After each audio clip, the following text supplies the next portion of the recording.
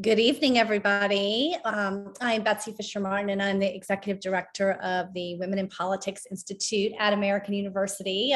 Welcome to our virtual series tonight, Women on Wednesdays. We are glad you could join us.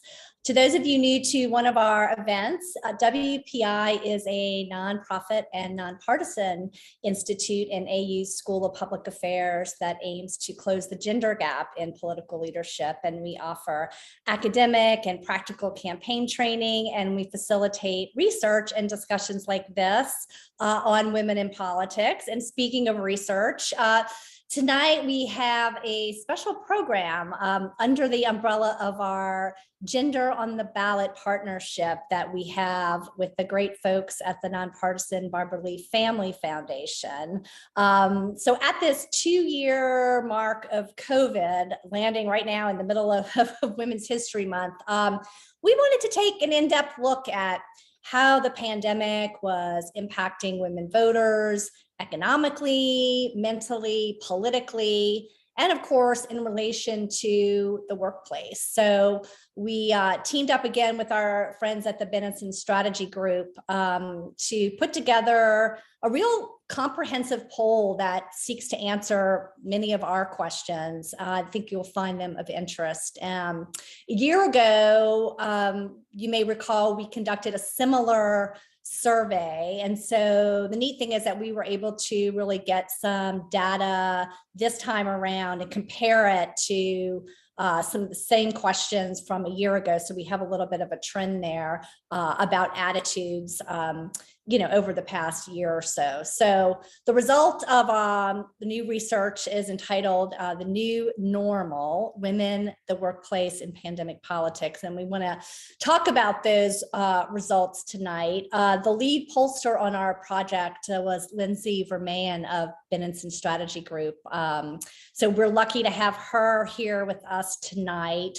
She is going to lead us off with an overview of the poll, run through several different screens of graphics that we've put together, and then we're going to bring in our Gender on the Ballot partner, Amanda Hunter, who is the executive director of the Barbara Lee Family Foundation, and we're glad she can be here with us as well. And most importantly, we want to take your questions, hear your thoughts on the research, anything you want some clarity on, further information on. We're really here just to have a conversation and engage you and get your thoughts and questions. So please feel free during the course of our discussion to type your questions into the Q&A tab you'll see at the bottom of your screen.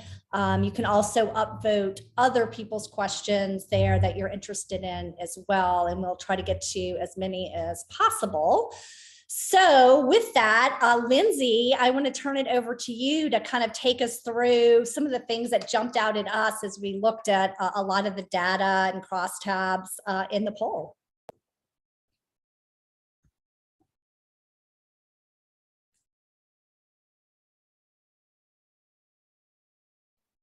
All right. Great. Thank you very much. So as Betsy said, we're going to walk through some of the data from this survey.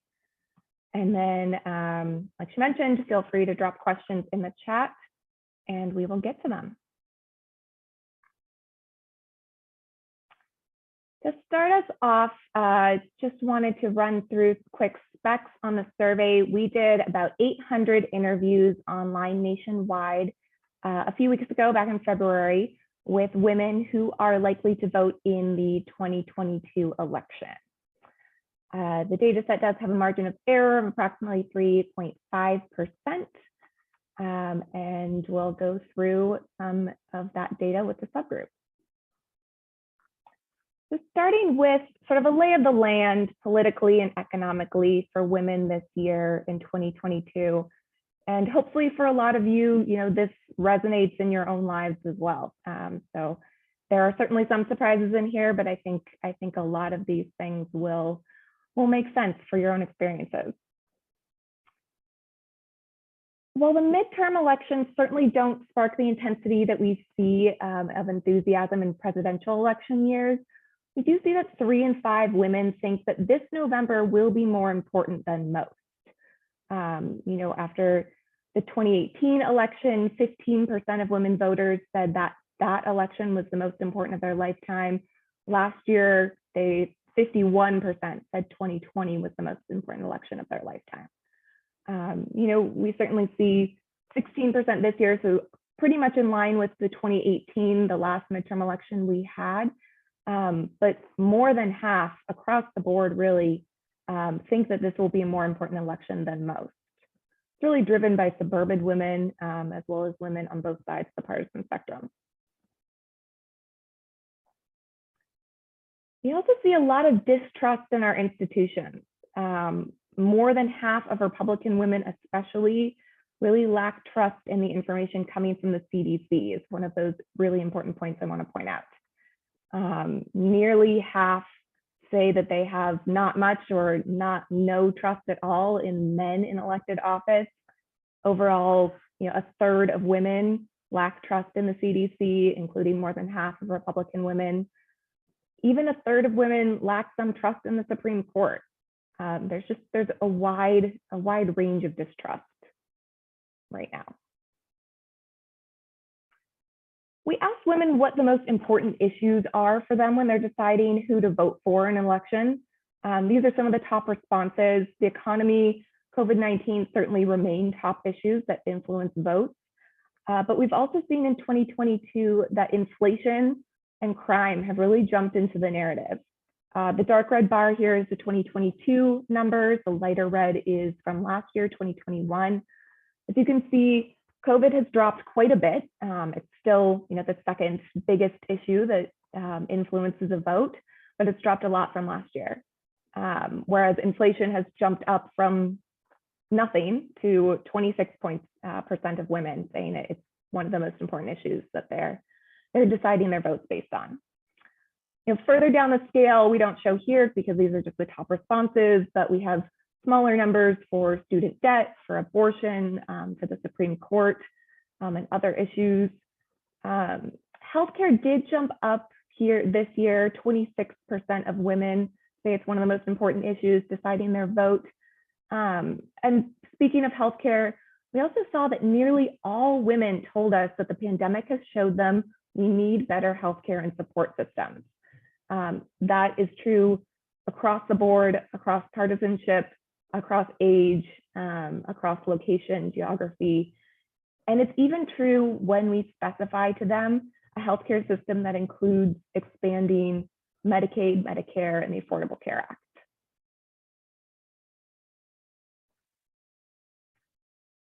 Across the board, we're also seeing a much larger sense of doom and gloom on the economy generally. We asked people whether they're feeling optimistic or pessimistic about the economy. Last year, with an overall 48% said that they were feeling pessimistic. This year, it's 59%. More than half are feeling pessimistic about the economy. And that's really driven by older voters and suburban voters, especially.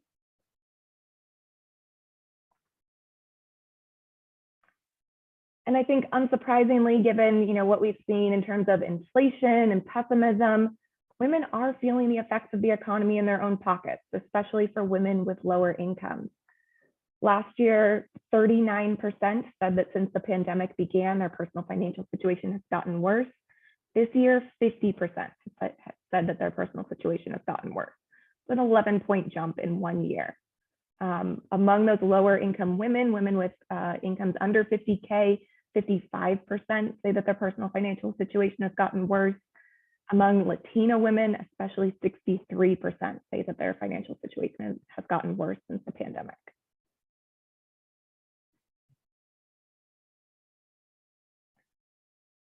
We also asked women to give us a word or a phrase on an open-ended basis that they would use to describe life in America today. I think you can tell from this word cloud that it is not great. It's pretty grim. Between a lagging pandemic, economic hardship, and general stress of balancing work and family, people are really hurting. When the biggest word here is in trouble, struggle, divided, chaotic. These are grim phrases that women were giving us in the research.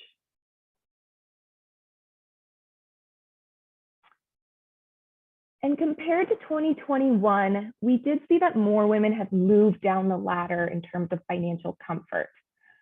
We asked them sort of where they were in terms of their own finances, if they're feeling very comfortable increasing their wealth, if they're living comfortably and able to save some, they're just making ends meet, but maybe struggling a bit, if they're struggling and coming up short, or if they're really drowning. We saw 9 points more women saying that they were not living comfortably. They had shifted down that ladder into the sort of 3 bottom struggle buckets of their own financial well-being. All right, moving into COVID's impact on mental health. We do see, and we saw this last year, COVID-19 was and is still draining women's mental health. 58% overall of women say that COVID-19 has affected their mental health a great deal or some. It's comparable to last year at 60%. And this year we're seeing that women who are moms and younger women are really driving these numbers. 62% of moms say that it's affected their mental health a great deal or some, compared to 53% of women who are not moms, 68% of women under 40. Nearly half of women say they're feeling more burned out, and a plurality say that they're also feeling lonelier too. This is also driven by moms and younger women. 49% overall say that they are feeling much more or a little more burned out than before the pandemic. 48% say they're much more, a little more lonely since the pandemic. 57% of moms of elementary schoolers and 57% of women under 40 are feeling more burned out.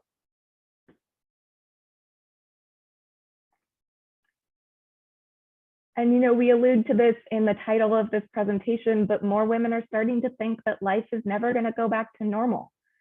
26% last year believe that life will never go back to normal.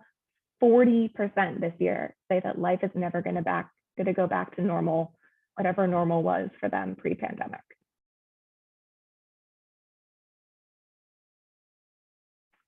All right.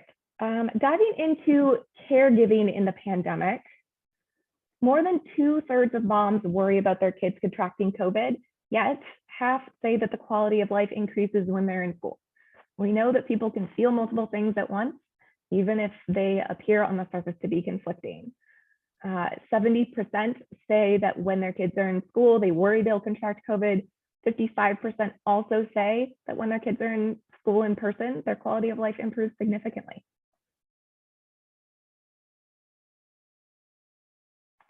Of course, moms are still happy to have had more time with their kids, and they do want to keep some of those habits that have sort of recentered their own families. We saw similar numbers last year, and this year, 84% say that they've loved having so much more time with their kids, even if the pandemic has been stressful. 64% say that they've developed new routines and habits that they hope to keep. But caregiving continues to be lonelier and more isolating than it was pre-pandemic.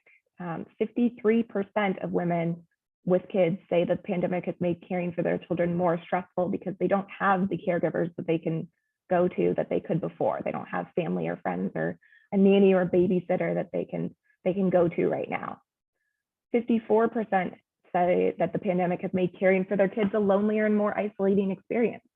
A lot of moms aren't comfortable getting together with other families, or they haven't been, or they missed out on that baby group experience when their kid was born in the middle of a pandemic. It all generates a lot of isolation. Going into the pandemic's impact on women in the workforce, caregiving during a pandemic weighs heavily on the ability to perform and advance at work. We've even seen that more women this year have had to pass up opportunities at work. 38% say that since the pandemic began, they've had to pass up opportunities or promotions because it would make things even harder than they already are on their kids, compared to 34% last year, 4-point increase. 56% this year say that it's gotten even harder to balance caring for their kids with all their other responsibilities, compared to 52% last year. More than 3 in 4 also believe that there will be long-lasting impacts on women in their careers, and that the old sort of 9 to 5 work model just doesn't work anymore. 35% agree or say that this represents their feeling very well. The pandemic has made them think the old model is outdated and needs to change. 76% say very or somewhat well. Another 3 in 4 say it's going to have long-lasting impacts on their careers, even if things go back to normal. TBD if they go back to normal. According to a lot of women, they won't.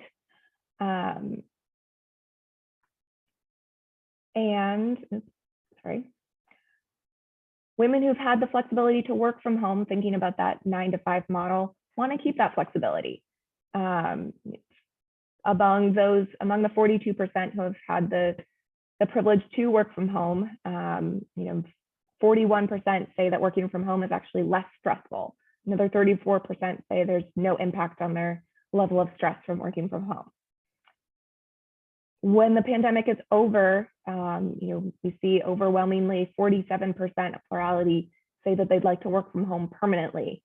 And an overwhelming majority want at least some flexibility.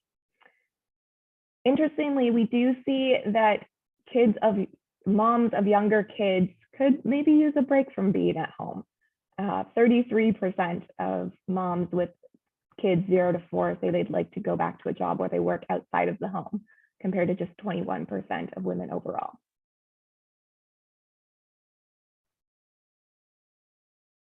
All right, switching gears a little bit into women in politics. We asked women to think about the number of other women in political office and whether they think there are too many, about the right number, or not enough. There are too few women in elected office. 3 in 4 Democrats and over half of independent women do want to see more women in elected office, while a majority of those identifying as Republicans are more satisfied with where we're at right now. 55% believe that there are about the right number of women in elected office.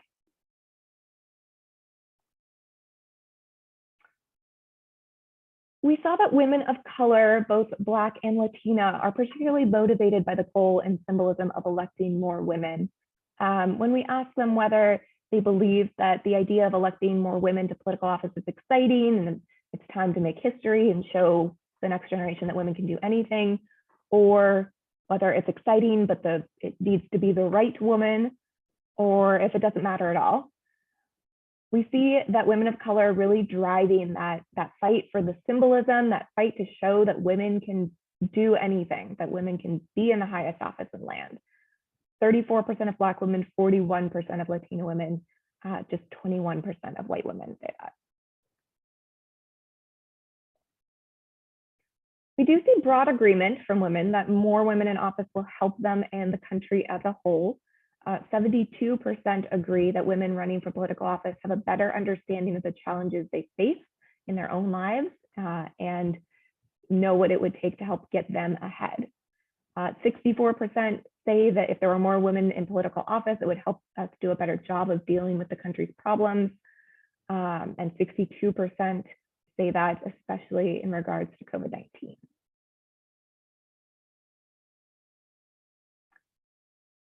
And then finally, the last point I'll make here before we sort of broaden this discussion, while most women do say they're engaged with politics, we have seen that many are becoming more disengaged. Many women, especially younger women and women of color, have tuned out. 41% overall say that everything going on with the pandemic has made me more disengaged and tuned out from politics than usual. This is a 12-point increase from last year.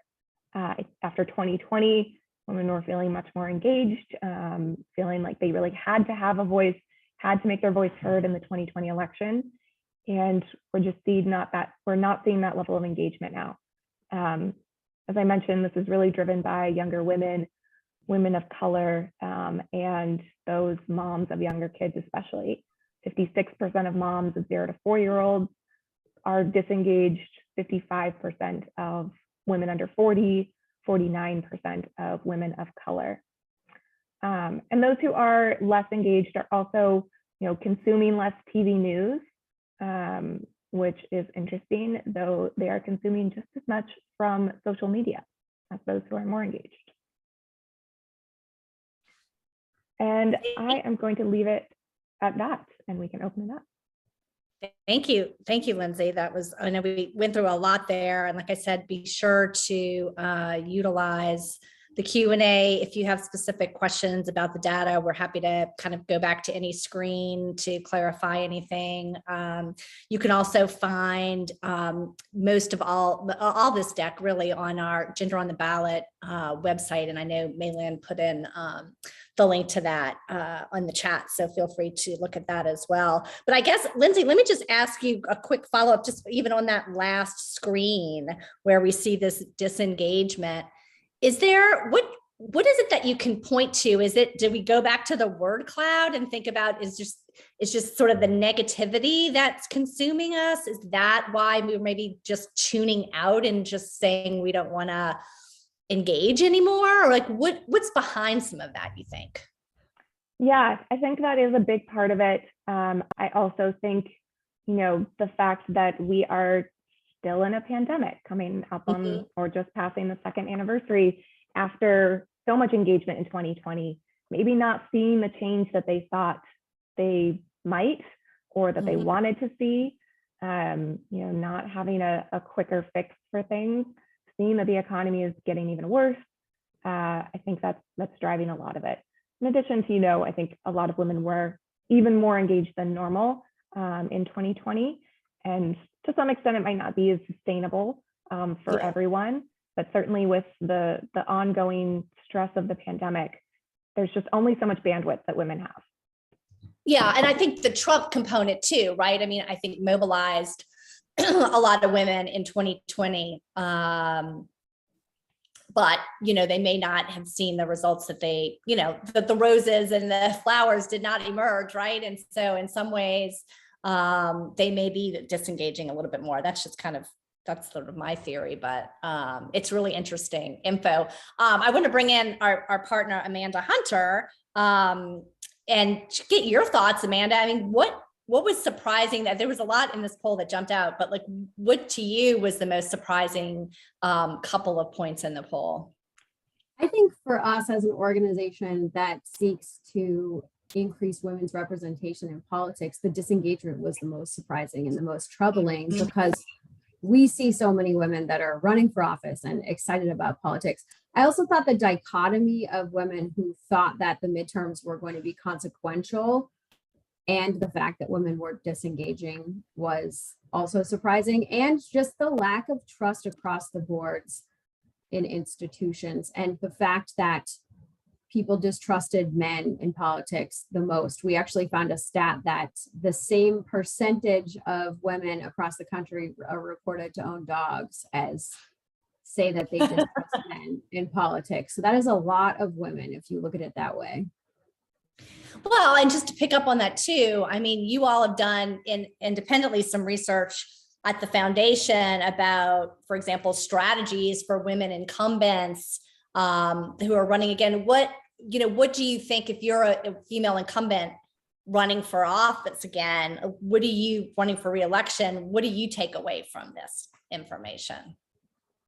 I think anyone running for office should definitely read this report and realize that women are sounding the alarm on a lot of the cracks in the system. And for incumbents, what we found, kind of in line with the cynicism and some of the hopelessness, unfortunately, we saw in this study, is that voters don't assume that women are doing an effective job as leaders in office, the same way we found in our research that voters don't assume women are qualified. So women really have to over communicate their accomplishments and remind voters that they're getting things done, because voters may not be as tuned in and they're frankly just more cynical and more over it than they might have been a couple of years ago. Yeah, and you mentioned sort of like the dichotomy in some of these questions. And it was striking to me, Lindsay, and what are your thoughts on this? Is like, on one hand, we see women saying, we want flexibility, right? We want that, this is kind of a new workplace. We want to be able to have flexibility. But on the other hand, we're stressed out, So how do you kind of think about squaring that circle? Yeah, I mean, it's a good question. I think that women have realized they need the flexibility in order to get anywhere close to doing it all. No one is able to do it all. And I think that they've realized that, especially as society hasn't come through with the support systems that women and families need, that this is the thing that they can get to get as much of it all as they can. I wanted to ask too, I don't know, Lindsay, can you pull up that slide 26? Yeah.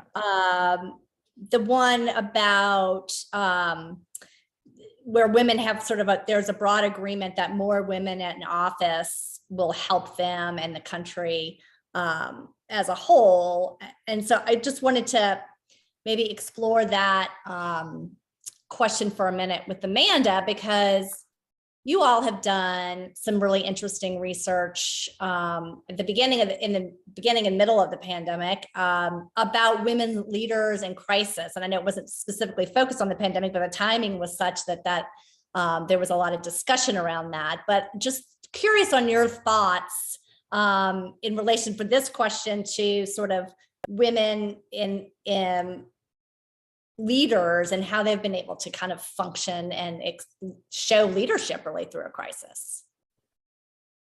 Absolutely. I think one bright spot of this gender on the ballot research is that both political parties are wondering how to engage women voters. And it seems like putting women on the ballot is a good way to do that.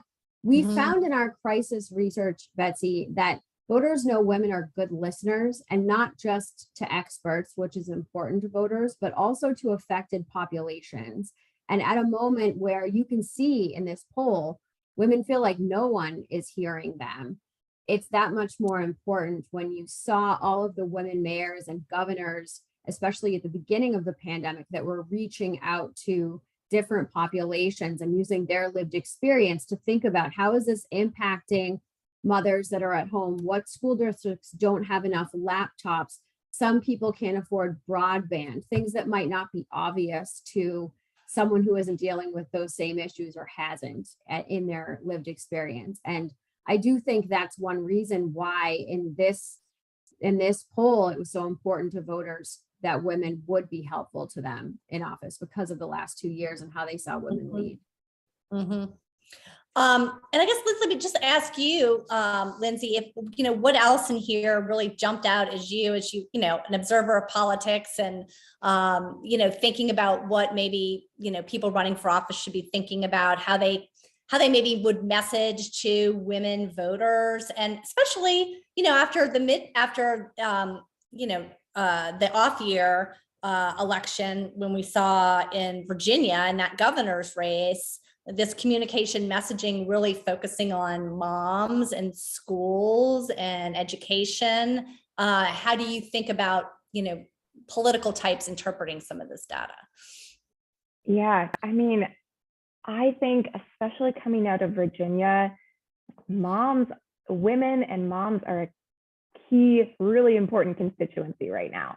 The fact that certain types of women and certain types of moms are even less engaged than others has got to be a wake-up call for campaigns. It's got to be a wake-up call to both reach out to them and, to both your points, get women like them on the ballot. I think that just like you don't really know what it's like to be a parent until you have a kid, you're not going to understand what that person's experience, what these families' experiences are, if you don't have people like that running the show, if you don't have them in office, if you don't have them making those decisions. In terms of what else was surprising to me, that big jump in the percent who say we're never going back to normal just is not shocking maybe, but certainly caught me by surprise. It's somewhat of a resignation, especially thinking about how pessimistic women are about the economy, about how much they're hurting financially in their own situations, and just how stressed they're feeling in their own lives. Yeah. And I'll add to Betsy. yeah. I think in terms of our research too, for women who are running, if you take this poll, it even drives home more that candidates need to message around what voters are experiencing. Women are really crying out for help on so many fronts. And so if candidates aren't talking about kitchen table issues and relatable issues, and also framing their message around the voters, they're not going to be successful. Exactly. One of the most important things that we tell our candidates and our other advocacy clients is that you have to meet people where they're at. You can't talk about things that are so, apart from their lives that they don't affect them. People want to hear about solutions to their problems. They want to hear about their future, not your own future. Right. And so much of that, I think, revolves around people's own financial stability and being able to provide for their family. And I think we see that in, just in that issue, the issue question that we did, right off the top, the one on page 6, where we, the top issues for women voters, and, the economy is right there, leading the pack. And a year ago, as you pointed out when we went through the slides, right, it was the pandemic. That's less of a factor. And maybe it's just that kind of, like you were talking about, that sense of resignation of, we've kind of done as much as we can do. We've seen different styles of leadership and nothing is actually incredibly effective. But the economy, and then this new the word inflation into our poll, right? That really hits people in the wallet in many respects.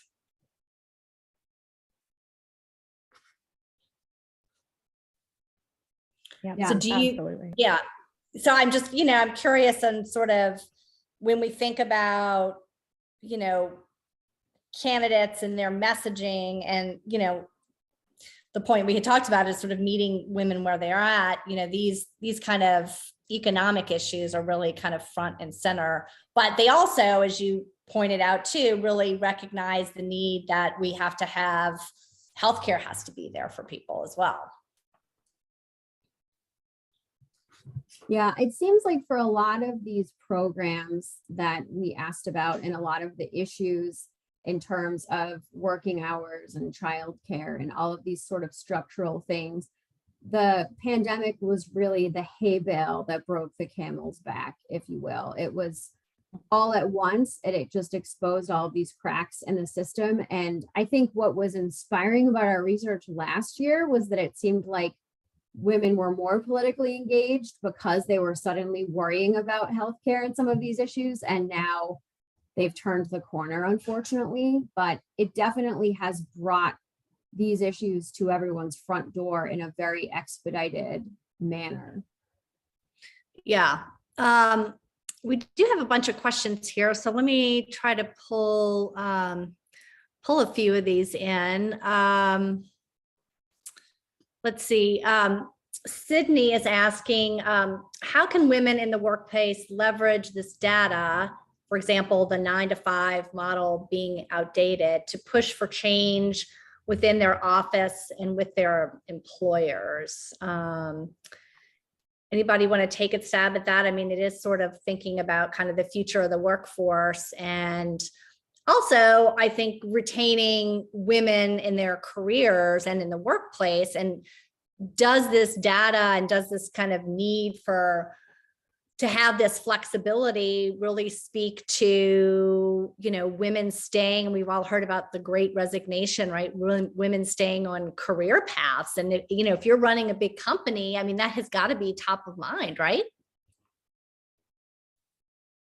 Absolutely. I think employers should really take notice of this research, and especially just looking at how it's affected women's careers. A lot of the statistics that it exposed are things that aren't tracked in the jobs report every month and may not be obvious to folks, but seems like some of the implications that women are facing in terms of falling behind in their career or missing out on opportunities could stay with them for at least a decade and really set them back for a long term. Yeah, and I think, you know, a lot of the ways that we measure the economy, Amanda, to your point on the jobs report, those aren't kitchen table issues. You know, the stock market isn't how people are feeling in their own homes, how they're able to pay their bills. You know, the GDP doesn't necessarily reflect whether they're able to afford gas this month or whether they need to make a decision between a prescription and food on the table. I think that certainly, like, these are numbers that employers need to pay attention to. And yes, women should be advocating for what they need in order to make their, you know, career goals and personal goals happen. You know, that's not to say that, like, we don't necessarily have data from this study on whether that changes the 40-hour work week or anything like that. But certainly some degree of flexibility women feel like they need in order to accomplish what they have to do every day. Yeah, and there are a lot of discussions right now going on around that specific topic, though, is that, you know, if women are opting to have sort of the more flexibility, right, in the workplace, are they then going to be penalized on sort of the career ladder going up if they're the ones sort of maybe going in the office once or twice a week? I mean, you do have some ramifications there that could be gender related, you know, 5-10 years from now.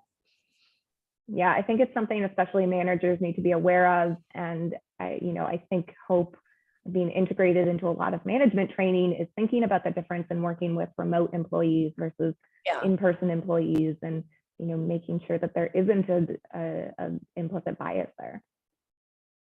I think it's also important for employers, and not everybody lives in a dream world where this happens, but for employers to talk to their employees about what they want and what they think will work for them and how they imagine the future of work. Because you see all these articles and all these magazines telling managers what to do, but is anyone actually asking their employees what the employees want or what would make their life a little bit easier? Yeah, somebody was telling me a story the other day about a smaller kind of company and talking about, you know, people coming back to the workplace, and what they kind of did a survey of employees, and the thing that people were going to miss the most, or they were most reluctant to want to come back, you know, for full days, for a full week, was their pets.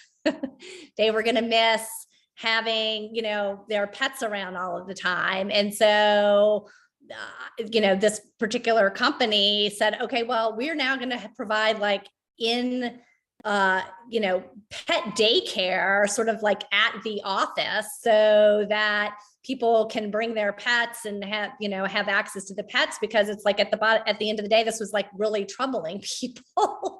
So I guess people can kind of come up with their own solutions on a lot of that. Let's see, here's a question from Christine, who says, can you comment on women voters in climate action? So I guess maybe Lindsay, like on the question, for example, about climate came up on that page 6, kind of all of the issues. And we did see that there was a little bit of drop off, right? In terms of, we actually saw an increase in the number who said climate. The increase, yeah. So from 13 to 18, right? Yeah. Yeah. And so, do we know maybe if that is younger women? I'm guessing, but what are your thoughts on that? I think it is driven by younger women. But yes, it is. So it is increasingly an important issue. And we know from lots of other research that is increasingly important for young people, especially, that they are driving views on this. And then why do you think, I mean, what is the thinking on why that is maybe more important to women voters now? I mean, I think as we're seeing more and more out of controlled wildfires in the West, we're seeing giant storms in the East and the South. I think that climate change has become an unavoidable part of our everyday lives. And it is something that is affecting people in their pocketbook and at their kitchen table. So I think as we see climate change having impacts on more people, we're going to see it rise in importance. Yeah. So a lot of people vote based on immediacy of the issues they need addressed, right? Last year it was COVID. It's almost always the economy. But as climate change impacts more and more people directly, it's going to climate importance. And the other jump we saw in there too was the issue of crime and safety, right? Yeah, I think the GOP has really been pushing a crime and safety narrative in races across the nation. I think we are seeing that in all sorts of races, local, statewide, national, that the GOP have really coalesced around a narrative around increased crime, in places where that is and is not true. Yeah. Let's see, a couple more questions here. Meredith says, does the data suggest that women's civic engagement is down since 2018? And are there party differences? So I guess kind of looking at that last question that we showed, right? What do we see there in terms of party, in terms of engagement? Yeah, let me actually grab those numbers. I think in terms of party, we are actually seeing more women on in the center and on the right, women who identify as independents and Republicans, saying that they are less engaged. They are more disengaged. Less engaged. Yeah. Do you think that that's increased since 2018, Lindsay? It definitely seems like it, just from the work that we've done together over the past couple of years. It seemed like there was more of an opportunity last year. And I think in 2018, when at the time a record number of women were running for Congress and elected, we felt like we were really riding a high of women's political engagements at the foundation. Yeah, I think disengagement has increased across the board. And I also think when we think about, there's, the other question that, the question on slide 24, Lindsay, about when we think about the number of women in elected office, and we saw this very similar number the last time we did the poll. And I remember it was striking to me at the time when we asked about the current number of women in political office, whether women thought that there were too many women in elected office, there were about the right number of women, or there were too few. We saw a huge party split there with, of course, the vast majority of Democrats saying, there's too few women in elected office. We saw 56% of independents say that, but we only saw 29% of Republicans say that, with like the majority of them, 55% saying, it's about right. It's not a huge, doesn't seem to be a huge priority. And that hasn't seemed to change. Is that right? Even though I will say, the Republican Party did have kind of a banner year in terms of women getting elected to office, right, in 2020. Yeah, absolutely. You're right. These numbers haven't really changed since last year. Independents, were up just a little bit in terms of the percent who were saying there were too few women in elected office, but Democrats and Republicans are both consistent year over year. And yeah, Republicans, I think, elected more women last cycle than they ever have. And I think they have a lot of women candidates on ballots already for this coming cycle. So, I think Republican Party has finally realized that they can't have a sustainable coalition with just appealing to white men. Yeah, and I would have expected maybe this number just to go up a little bit, because of that, coming out of 2020, where maybe more Republican women are, taking pride in the fact that they have more women or saying we need to have more. But what are your thoughts on that, Amanda? I think that it probably is true that Republican women have seen a record number of Republican women elected to Congress, and we're kind of celebrating that. And also maybe along the lines of what we saw in other data points, maybe women haven't been paying as much attention to it specifically in the last year or so either, and just aren't as up to date on what the numbers actually are, or maybe it's not as much of a priority for some folks. It definitely is. From our standpoint, there are never enough women in elected office, so we always want these numbers to be higher across the board. Yeah. And I just want to call out, on this slide that I just pulled up here, in terms of whether, electing more women is really important or if it doesn't matter, if it's more important to have, the right person. This bottom punch here, it doesn't matter to me at all whether we elect more women to political office. 8% of Democratic women say this, 23% of independent women, and 42% of Republican women say this.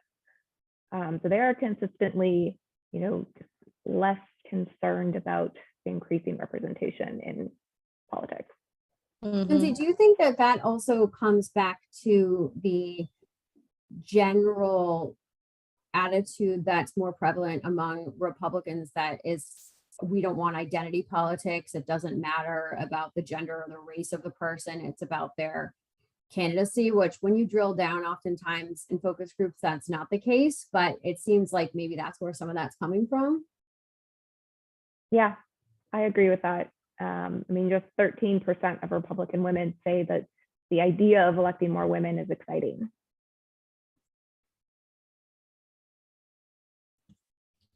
Yeah, let me get to a few more questions here. Let's see. Here's a question from Lucy. She said, this is powerful data. In light of this, does anyone have any insight on why it is so difficult to get paid family leave, childcare funding, and other supportive family-friendly policies approved by Congress? Lucy, that might be like a subject of an entire other hour, but Amanda, what are your thoughts on that? Because this is an area I know that Barbara Lee cares very much about, and I know some of the work that you all have done is in this area as well. Definitely. Hi, Lucy. I think that partially it's because of the people who are most affected by this issue tend to be younger women, women of color, women who aren't political donors, that aren't powerful. So there's not as much motivation. I think also framing it as an economic issue is so powerful. One thing we were talking about last week was the fact that in some towns, there are fast food restaurants or other places that are closed on certain days now, or might have to open later. And some of that is driven by childcare challenges, that Starbucks has to close at noon because women have to go get their kids from school if they're working. And so maybe if people can't get their Starbucks because of childcare, that could finally be the motivation that could make him get behind paid family leave. It really is an economic issue at the end of the day in so many fronts. And we've all heard the recent reports too, just even the skyrocketing, speaking of inflation too. I mean, childcare costs are not immune to that. And it's, just the cost of childcare itself is so expensive now. Anything you want to share on that, Lindsay? Yeah, I would just echo that this comes back to having the people who have the lived experience in office. We don't have that many mothers in Congress. If we had more mothers in Congress, we would have better family leave, better support systems for all sorts of families. Well, and that goes, Linda has a point here in the Q&A too, of like, some of my students are having a hard time with high gas prices. And she says, I'm not sure many middle-class women understand that. So, that kind of goes to that same point, right? Let's see, here's a question from Zach who says, what is next for your research? Were there any questions that you wished you asked or would like to ask in an additional study? Zach, we will invite you to our next call on this very topic if you want to share your thoughts. But Amanda, was there anything that just 2020 hindsight you think we should have tried to get in here? I know we did a lot, but or Lindsay, you think we should have tried to get to? There's never enough time in a survey to get to everything. I think it would have been interesting to look at more issues that could potentially galvanize women in the midterms, like reproductive freedom, for example, like voter suppression, some of those things, maybe drill down on that a little bit. But we're limited by time and space, as we all are. Yeah. But just from a practical standpoint, Lindsay, I just, for people that might not be as familiar with sort of the mechanics of polling, could you just give us a little peek in sort of some of the, how the polls are conducted, how long, a typical survey should last, what you have found in terms of responses? You don't want to make it, a questionnaire too long, or you're not going to get, quality responses. Or what do you, just as a pollster, what are your thoughts on some of that behind the scenes stuff? Yeah, that's exactly right. This was a 15-minute survey. We generally, sort of max out our surveys at 20 minutes because at, a certain point, people become disengaged. You're going to lose a lot of different types of people. You're going to lose people, people who are busy, people who have to go work. You're not going to get a representative sample if you, have a survey that's too long or questions that are, worded in a very confusing manner. We had a lot of questions in here that were addressed to moms. We're not asking those of people who don't have kids. So we together, Betsy, Amanda, and I wrote the survey. We wrote the questions. We sort of figured out the topics we wanted to talk about, to ask women about, and then we send out the invitations to the survey online. We had, as I mentioned, over 800 women take the survey, and it was about 15 minutes. And then on the back end, we ensure that the sample looks representative of those likely 2022 voters, so that our demographics are in line with what we expect a likely voter universe to look like, so that we're accurately representing views of women of color, views of younger women, views of women without college degrees, that sort of thing. And tell us a little bit about how you find the representative sample, and as a sample of this size, because we're looking specifically at women, you've got to do a lot of outreach on the upfront to kind of find that bigger sample. And we want to have it big enough because we want to be able to look at things like moms, right? Yeah, that's right. I don't think it's a secret that response rates in the polling industry have dropped drastically. I don't know how many of you answer the phone to an unknown number anymore, but it could very well be a survey that you're not taking, or maybe you get an email, or maybe you get texted a link to a survey. And so, we send out thousands and thousands and thousands, tens of thousands probably, of invitations in order to get, a big enough sample to look at. And this sample was all, just to clarify, all online, right? Yes, this was all online. Yeah. But, as with other projects we work on, we use all sorts of modes of contact. Yeah. All very fascinating. Let's see, here's a question from Jane Hall, Professor Jane Hall. Hi, Jane. She says, do we know if dads want more flexibility or better childcare? Women seem to assume it's women who do the childcare, which is probably true, she says. But to the point, we didn't survey men because we wanted to have this kind of oversample of women. But I guess generally, Lindsay, in the work that you do you have any thoughts on Jane's question there? Yeah, Jane, I did some research last fall, around sort of childcare and talking about different issues that affect families. And when we put a message in front of people that didn't directly, but sort of implied that childcare was a women's issue, a lot of men bristled at that. They said that, this is an issue that affects me just as much as the mom in the family. So yes, I think that men need that support too.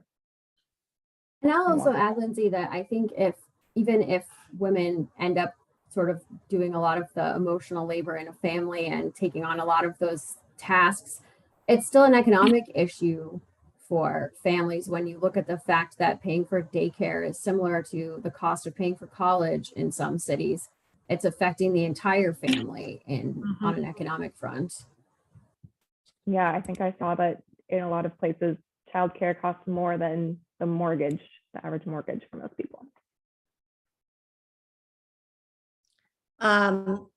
Okay, well, we're almost out of time. So I guess I would just maybe ask Amanda and Lindsay if there's any final thoughts that you have, observations, and then we'll close it out. Amanda, I'll go to you.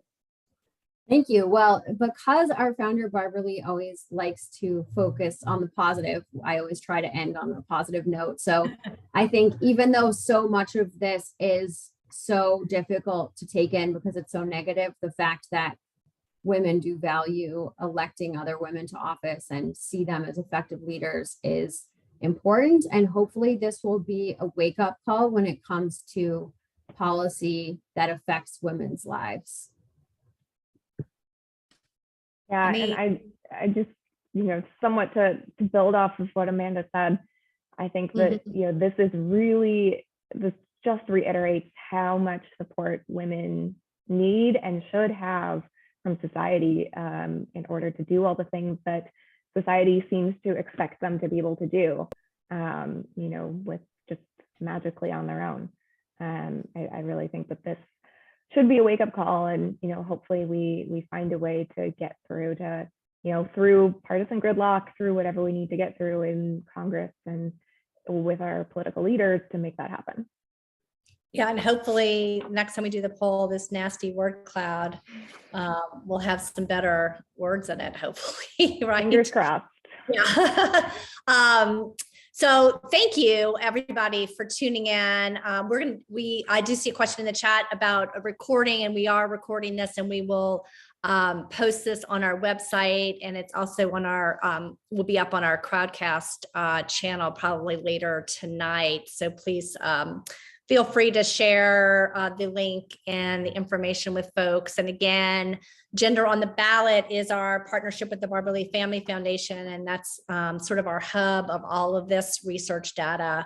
So I invite you to check out, all these terrific slides are there. There's a press release. There's been a couple of news articles written about the survey. So we encourage you to check that out, and please feel free to keep a dialogue open with us, because as we had that earlier question about next polls, we're always thinking about other things to ask and to focus on. So please keep an open dialogue with us on that. And Amanda, it's always terrific to work with you. So thank you. And Lindsay, thank you for all of your work and your team's work at Benenson. And thanks again for everybody who tuned in. Have a great night.